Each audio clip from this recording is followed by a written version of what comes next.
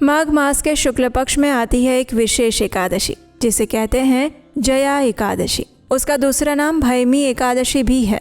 ये ऐसी एकादशी है जो हर प्रकार के पापों का नाश तो करती ही है, लेकिन उसके साथ साथ जीवात्मा को प्रेत योनि में जाने से भी बचाती है, जो कि सबसे बड़ा भय होता है, विशेषकर तब जब किसी की अपमृत्यु हो जाती है।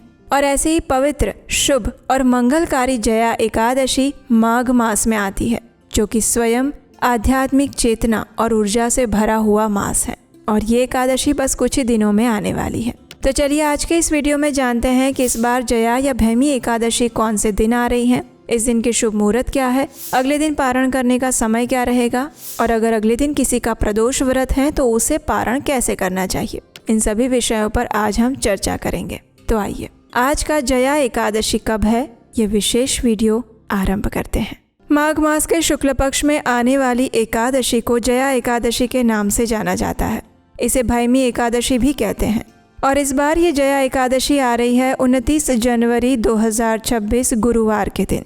इस बार एकादशी तिथि का आरंभ हो जाएगा 28 जनवरी 2026 शाम 4:35 पर और एकादशी तिथि समाप्त होगी 29 जनवरी 2026 गुरुवार के दिन दोपहर में 1:55 पर। तो इस प्रकार सूर्योदय के समय में एकादशी तिथि हमें 29 जनवरी 2026 को ही प्राप्त हो रही है।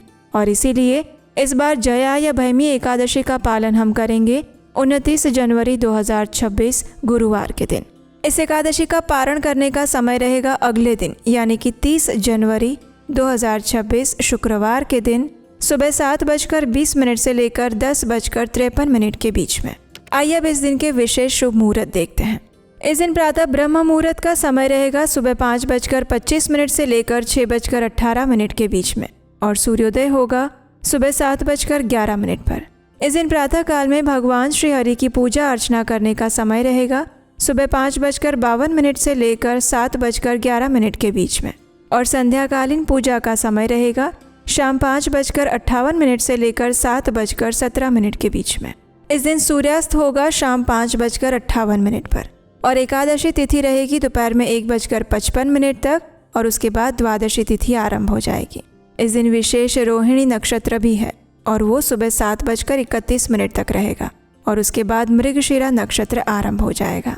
इस दिन विशेष रवि योग बन रहा है और उसका समय रहेगा सुबह 7:11 से लेकर 7:31 के बीच में। इस दिन अभिजीत मुहूर्त का समय रहेगा दोपहर में 12:13 से लेकर 12:56 के बीच में और अमृत काल है सुबह 9:26 से लेकर 10:54 के बीच में। इस दिन राहु काल का समय रहेगा दोपहर 1:55 से लेकर 3:16 के बीच में। तो इस समय के दौरान कोई भी शुभ मांगलिक कार्य ना करें। माघ मास के शुक्ल पक्ष में आने वाली ये जया एकादशी हर प्रकार के पापों का नाश करने वाली तिथि है। वो मनुष्य को पवित्र करती है और उसे भोग और मोक्ष दोनों प्रदान करती है। वो ब्रह्म हत्या जैसे पाप और पिशाचत्व जैसे घोर पापों का भी नाश करती है। हमारे शास्त्र कहते हैं कि जो भी मनुष्य इस एकादशी व्रत का पालन करता है उसे कभी भी प्रेत योनि में नहीं जाना पड़ता और इसीलिए जया नाम की इस एकादशी का प्रयत्नपूर्वक पालन करना चाहिए। अब देखिए, इस बार जया एकादशी 29 तारीख को है और उसका पारण करेंगे अगले दिन, यानी कि 30 जनवरी 2026 शुक्रवार के दिन। और उसी दिन प्रदोष का व्रत भी है, यानी शुक्र प्रदोष व्रत इस बार 30 जनवरी 2026 को आ रहा है।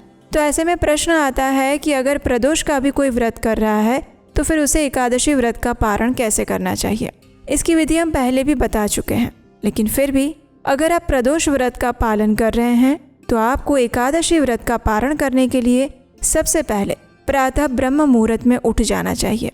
स्नान इत्यादि से शुद्ध होकर भगवान श्री कृष्ण की मंगला आरती करनी चाहिए और फिर जब पारण का समय आता है उस समय भगवान श्री हरि से प्रार्थना करते हुए इस एकादशी का फल उन्हें समर्पित करते हुए अपनी एकादशी को भगवान श्री हरि के चरणों में रखते हुए उन्हें विशेष प्रार्थना करनी चाहिए और उसके बाद भगवान शिव से प्रार्थना करनी चाहिए कि हे भगवान शंभु, मैंने भगवान श्री हरि की प्रसन्नता के लिए, उनकी विशेष कृपा प्राप्त करने के लिए कल एकादशी व्रत का पालन किया था और इसीलिए आज मुझे उसका पारण करना है और इसी पारण के उद्देश्य से मैं मात्र चावल का एक दाना लेकर अपने इस व्रत को पूर्ण करूंगी और उसके बाद अपने इस प्रदोष व्रत को यथावत चालू रखूंगी। कृपया आप मुझे आशीर्वाद प्रदान करें और मेरे प्रदोष व्रत का स्वीकार करें। इस प्रकार भगवान शिव से प्रार्थना करने के बाद अब आप चावल का भगवान को अर्पित एक दाना लेकर अपने एकादशी व्रत को समाप्त कर लीजिए, पारण कर लीजिए और पारण की अन्य जो भी विधि है उसे संपन्न कीजिए और उसके बाद अपने प्रदोष व्रत को यथावत चालू रख सकते हैं और उसके सभी नियमों का पालन कर सकते हैं। इस प्रकार से आप एकादशी व्रत का पारण और प्रदोष व्रत दोनों एक साथ कर सकते हैं। तो ये थी आने वाली जया एकादशी के विषय में संपूर्ण जानकारी। अगर ये जानकारी उपयोगी लगी है तो इसे दूसरे लोगों को भी शेयर कीजिए। अगर पहली बार इस चैनल पर आए हैं तो आपके अपने चैनल उपदेशाष्टकम को सब्सक्राइब करके रखिए, क्योंकि यहीं पर हम जया एकादशी से जुड़ी पौराणिक और प्रमाणभूत कथाएं लेकर आएंगे बहुत जल्द। हरे कृष्ण।